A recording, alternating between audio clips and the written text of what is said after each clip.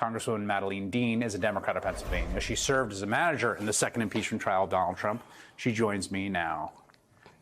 Well, have you thought about that impeachment as much as I have been in the last few days? Oh, I've thought about it an awful lot, Chris. Thank you for having me on. You're absolutely right. And we as managers, as we prepared the case with the able lead of Jamie Raskin, so faithful to the Constitution, we really believed that this evidence was so overwhelming that, of course, 100 senators should have voted guilty. We knew what was going on politically, but what we wanted was for a guilty verdict and then the opportunity, as you say, to disqualify him by way of a separate vote for further office. You're absolutely right. There were other constitutional means, the 14th Amendment with insurrection, the 25th Amendment. And we have learned that some secretaries did begin to speak about disqualifying him, showing that he was unfit for office. The founders gave us these levers, the break the glass levers, in the case of this level of corruption and criminality. And I have to tell you that last day, when each member of the Senate, you know how they did it, they stood to cast their votes. I went running back in from the little war room where we prepared to see and watch and listen to their votes. And I watched as Mitch McConnell stood in his place, said not guilty, sat down. When we went back to the war room, within minutes of the conclusion of that vote, as you say, 57-43, Mitch McConnell stood and gave a prepared speech that said the president is practically and morally responsible, effectively speaking out of both sides of his mouth. Yeah, I think about it it's a lot.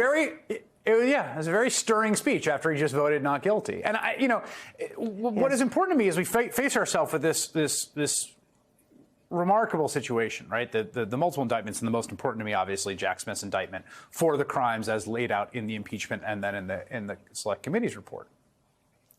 That, criminal conviction is not the only means at our disposal. The Constitution contemplates precisely the most appropriate sanction here before this whole we got to this point, which is disqualification. Like, it is contemplated by the Constitution, the notion that certain people should be barred from office. And if ever such a person existed, it seems to me this man is he.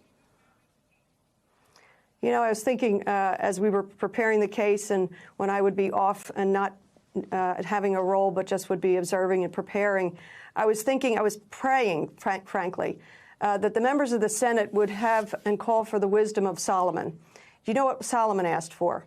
He asked for an open heart. He asked for wisdom and an open heart. God said, we're really impressed. I'm very impressed with that. You didn't ask for power, for riches, for long life. I prayed that those folks there would see with the wisdom of Solomon what this country needed, which was to disqualify this man, to hold him accountable, to hold him guilty for incitement of insurrection and disqualify him. Look where we are now because they would not do their duty, because they didn't have the wisdom. They were instead praying for power, and I don't know what else. How do you think about all this unfold? I mean, I guess how seriously do you take the threat? I mean, he's a front runner for the nomination. We're a polarized country. If you win one of the major party nominations, you're, within a coin flip. Extraordinarily. You probably start with 40% of the vote. It's extraordinarily frightening. You see the polls that have President Biden and the former guy at a dead heat. I believe that will shake out and become very, very different because the economy has moved in the right direction. We have passed incredible resources that are going into American communities, into American homes and businesses. So I think that will change. But you are right to sound the alarm. This is a very scary time. If this man gets the nomination, if somehow delays these trials, I have a feeling this judge in D.C. is not going to be played with. But if somehow he gets the nomination or somehow would win the election, the threat to our democracy is so grave, I don't even want to talk about it. You have raised some of those things. He says it out loud.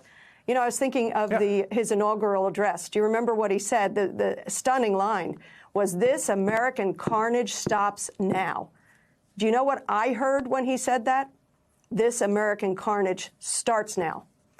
He is in the midst of American carnage. People have lost their lives. And we have people like McCarthy and McConnell taking a back seat to all of this. McCarthy entertaining the idea of resolutions to erase his impeachments as though they never happened. Tell that to the officers who lost their lives, to their families who lost their lives, the officers who were so severely wounded, to all of us who were in the Capitol terrorized, your colleagues who were terrorized, the staffers who cleaned up the mess. You can't erase this part of history, and we must not let this former president, this criminal former president who cares nothing for democracy, get back into office. Congresswoman Madeleine Dean of Pennsylvania, who was one of the impeachment managers in that very important and I thought well-presented second impeachment of the former guy. Thank you very much.